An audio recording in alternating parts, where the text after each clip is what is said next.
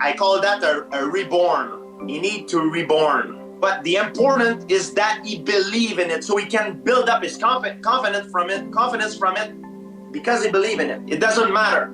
He need to find what he thinks he did wrong in his previous preparation leading up to the fight. As long as he believe it himself, his confidence will grow from there, and he will be able to come back a better Conor McGregor, or at least as good as he was. Because he's a confidence for a fighter. It's everything.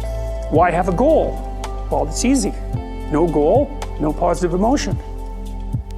Because you experience positive emotion by noticing that you're moving towards a goal. And so if you don't have a goal, well, you can't have any positive emotion. So you better have a goal. And so you might say, well, what should the goal be? Well, we could start by saying, well, any goal is better than none. And maybe it's a goal that would enable you to learn how to pursue other goals while you pursue that goal. Boy, that would really be good. And so you can see that your goal is parameterized. If you don't erect a hierarchical structure with something to aim at, you got no positive motivation, because you experience positive motivation in relationship to a goal, not from attaining the goal. That's satisfaction. And besides, it's fleeting.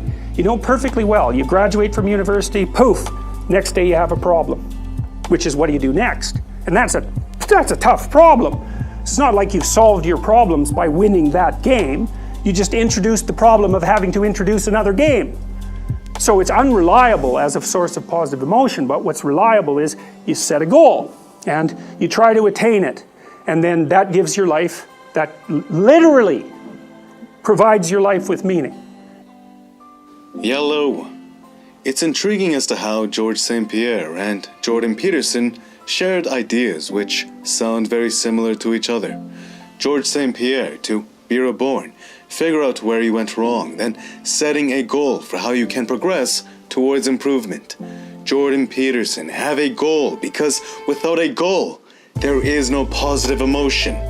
Instantly, we saw this with Conor McGregor. After his defeat to Dustin Poirier, he reflected on where he went wrong, thus how he would have to adapt in order to come back victorious. He's already setting goals for his own improvement, and through that process you can see a fire light in his eyes. He's already beginning to flood himself with positive emotions by having a meaningful direction to work towards. Despite that defeat, he's found a way to remain positive and continue putting in work. It's a beautiful thing to watch. Even though I felt like I turned the leg out, checked it, and you have to almost turn it right out, and it has to hit the bone, it can't hit the muscle. I'll certainly regroup. I'll regroup and pick myself up, you know what I mean? Get up off the floor and go again, and that's it. Those leg kicks are not to be messed with, you know what I mean? That calf kick, the low calf kick, I've never experienced that, and it was a good one, so it's not that I haven't got the style in me to switch it up and keep that at bay. Metaphorically, falling off the bike, he knows exactly how to get back on, then ride a bit better the next time. In this case, it was the calf kicks, which appears to be his next focus. Thus, with this understood, when you get a feel for exactly what is happening here, from there, we can begin to understand something much deeper. This is something we all need to see in here today. Of course, in an era where there are just so many options, setting one goal in and of itself becomes very difficult to do. What goal should I pick? How should I approach this situation when I have so many options given to me? Where do I even start? In the age of information, it makes perfect sense.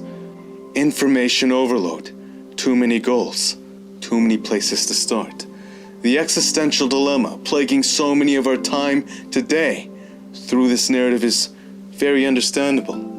If you can't form a goal, you can't form a meaningful way to fill yourself up with positive emotions. It's no wonder our current time is so hedonistic. They are compensating for a void meaning. Goal-oriented meaning was supposed to fill, but how can you feel meaning if you can't set a goal? And how can you set a goal if you don't know where to start? You just have too many options. The world, the people pointing in every direction, giving you every option, overloading you with information. Where on earth do you even start? That's the great secret shared by George St. Pierre. And it doesn't matter if most of people believe it's bullshit. As long as he believes it himself, his confidence will grow from there, and he will be able to come back. If you have the skill but no confidence, it's like having a lot of money in your bank account, but no, you don't have any way to accessing it. So it's useless. Confidence for a fighter, it's everything. What a blessing to hear this from one of the greatest of all time. It doesn't matter. As George St. Pierre had said, it could even be nonsense. It just does not matter so as long as it makes sense to you. So as long as you genuinely feel you can progress through it meaningfully. Just start somewhere so as long as it makes sense to you. Have a goal that makes sense to you and move in that direction. Let it fill you with positive emotions. Build your confidence and fill your life with meaning. That's a great paradox of our reality. Our greatest suffering is also our greatest blessing, because if we did not have that tragedy, if we did not have that pain, that conflict, there would be no justification to set a goal in the first place.